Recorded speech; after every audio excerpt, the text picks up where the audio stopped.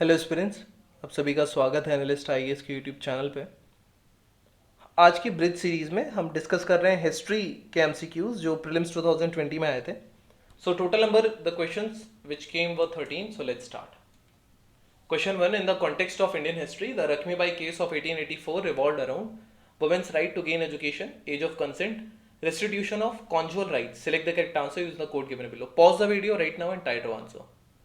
Now we'll discuss the answer.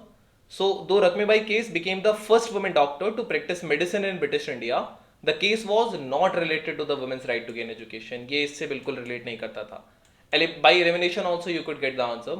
The ripples that the case created led to the influence on the passage of the Age of Consent Act of 1891, which made child marriages illegal across the British Empire in India. Lakshmibai made her mark in the history due to the legal case that she was involved in, which contributed to enactment of the Age of Consent Act of 1891. Basically, in 1885, after 12 years of marriage, her husband sought restitution of conjugal rights. The Lakshmibai was ordered to go live with her husband or spend 6 months in jail. Therefore, statement 3rd is also correct. So, your answer is B.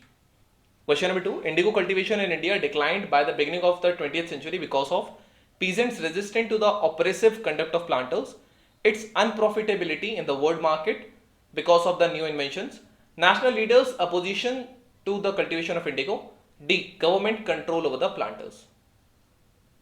Pause the video, try to answer. So basically the correct answer of this is A. No. The correct answer is B. It's unprofitability in the world market because of the new inventions. Why is it so?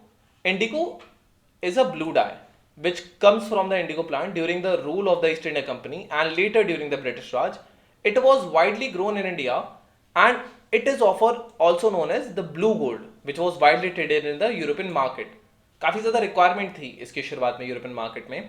That was a significant increase in the indigo production in the 18th and the 19th centuries in the Bengal, Bihar due to increasing demand in production. However, 20th century के beginning में synthetic indigo का invention हुआ, which was cheaper and took less time during the production than the agricultural indigo.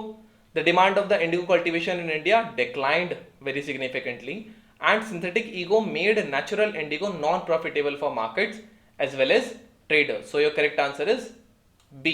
Unprofitability in the world market. Question 3.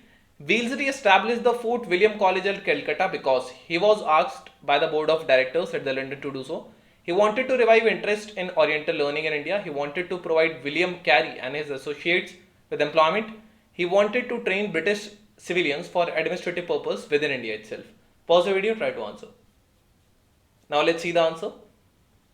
To train British officials, Fort William College was established by the Lord Richard Wellesley, who was Governor General of the Bengal in 1800.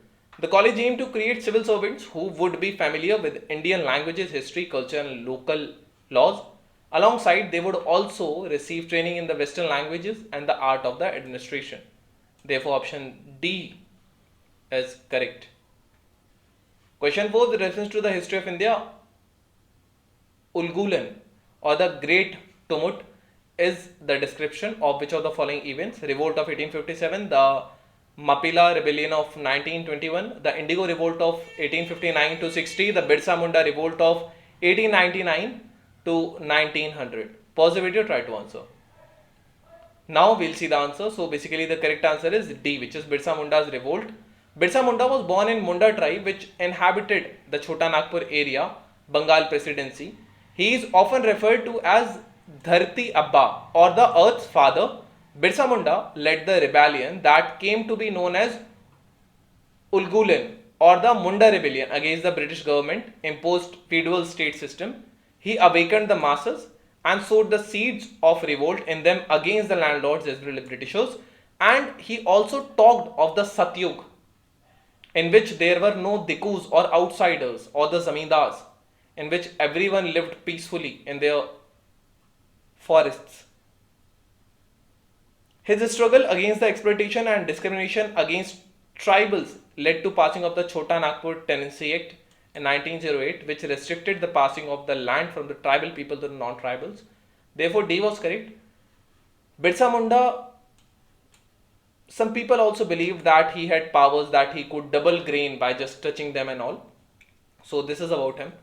Question number 5. Which of the following statements correctly explains the impact of the Industrial Revolution on India during the first half of the 19th century? Indian handicrafts were ruined, machines were introduced in Indian textile industry in large numbers, railway lines were laid in many parts of the country, heavy duties were imposed on the import of British manufacturers. Pause the video, try to answer. So basically now we'll see the correct answer. It's around 1850, first half of the 19th century. So at that time, Indian handicrafts were ruined.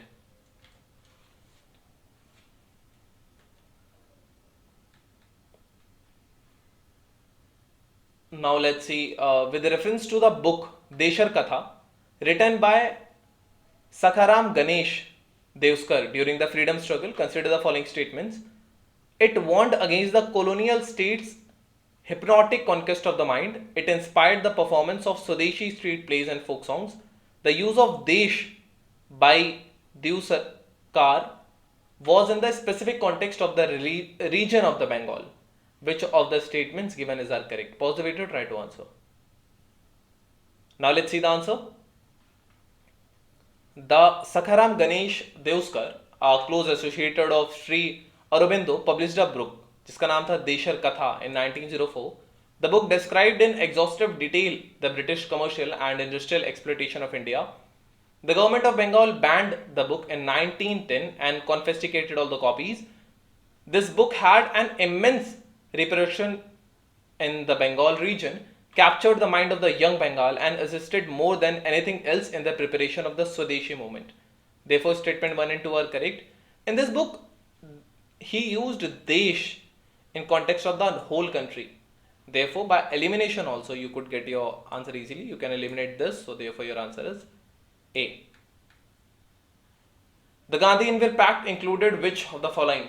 Invitation to Congress to participate in the Round Table Conference, withdrawal of ordinances promulgate in connection with the civil disobedience movement, accept of Gandhiji's suggestion to inquire into the police excess, release of only those prisoners who were not charged with violence. Select the correct answer in the code given below. Pause the video, try to answer. Now let's see the answer. Delhi Pact was also known as Gandhi-Irwin Pact, placed the Congress on an equal footing with the government. Lord Irwin, the Viceroy and the Governor General of India on the behalf of British government agreed with Mahatma Gandhi on the following things, which were immediate release of all political prisoners who were basically not convicted of violence, remission of all fines not yet collected, return of all lands not yet sold to the third parties, lenient treatment to those government servants who had resigned, right to make salt in coastal villages for personal consumption, right to peaceful and non-aggressive picketing, withdrawal of emergency ordinances, participation of Congress in the Round Table Congress. These were basically the conditions which Gandhi agreed, and two conditions were not agreed by them. First was the police excess and other was the Bhagat Singh's release. So 2 and 4 are correct, and here you can see 2 and 4 are in both, and first is also correct. So your correct answer is B. Question 8. Which of the following phrases defines the nature of the hundi generally referred to the sources of the post-Harsha period? An advisory issued by the king to his subordinates, a diary to be maintained for daily accounts, a bill of exchange, an order from feudal lord to his subordinates. Pause the video, try to answer. Now let's see the answer. So basically correct answer is C. It was a bill of exchange. Hundi or hundika was a bill of exchange developed as a financial system in the medieval India for the use in trade and credit transactions. It facilitated easy transmission of money from one part of the country to another. By means of hundis, traders created credit with supplemented the money in circulation and financed commerce, particularly long distance and international trade. The sarraf or shroffs were specialized in changing money, also specialized in dealing with the hundis. Therefore, your option C was correct.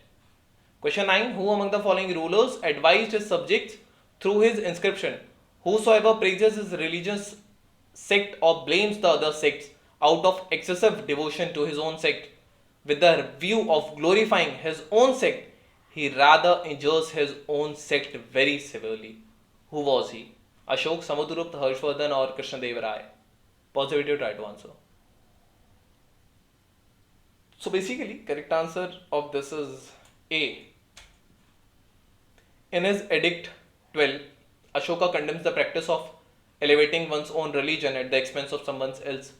Growth in essentials can be done in different ways, but all of them have as their root restraint in the speech, that is, not praising one's own religion or condemning the religion of others without good cause.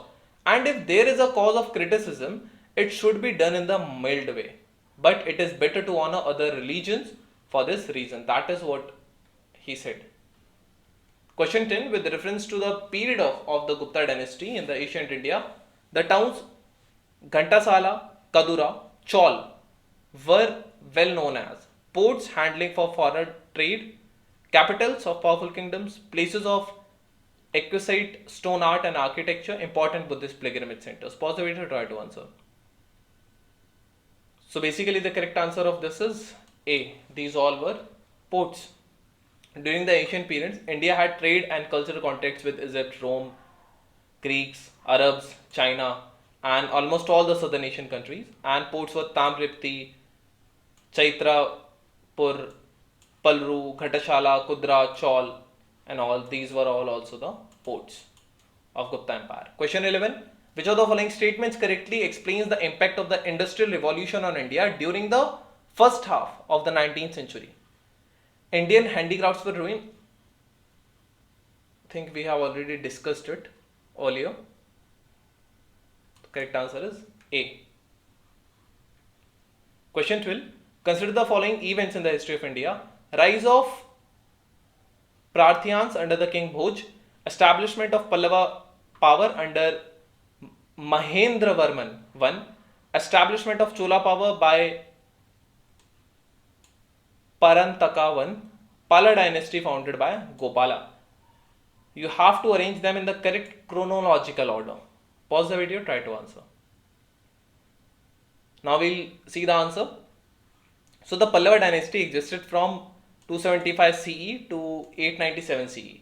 Ruling a portion of southern India, Pallavas became a major power during the reign of the Mahadev Varman I, who ruled the southern portion of the present day Andhra region and northern regions of what forms the present day Tamil Nadu.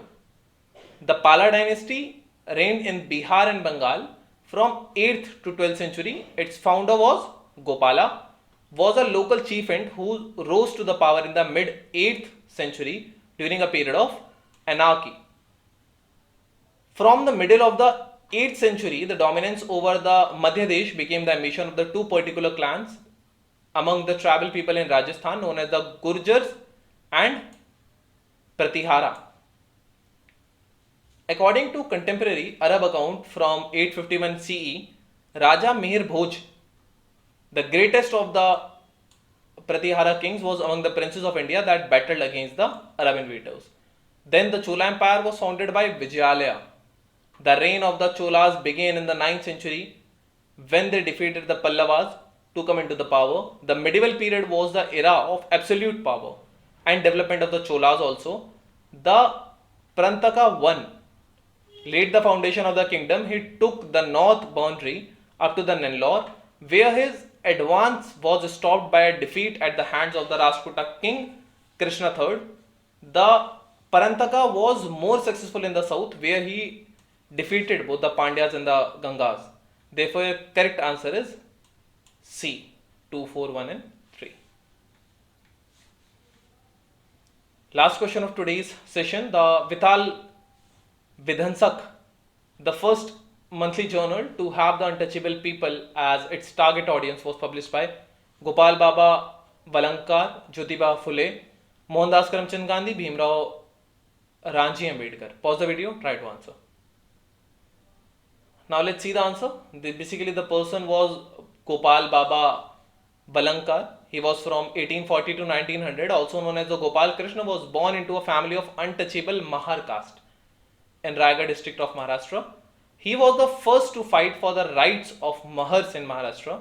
He retired from military service in 1886 and mobilized people and made them conscious about their human rights. In 1888, Valankar began publishing the Multi Journal, which was Vital Vidvanshak of Brahminical or ceremonial pollution, destroyer of Brahmins or destroyer of Brahminical or ceremonial pollution, which was the first to have untouchable people as its target audience. Therefore, your correct answer to this is A. Hopefully, you learned something new from this, that UPSC कहाँ से question पूछता है. This was all about today's session and video. Thank you. Have a nice day and stay tuned with Analyst I.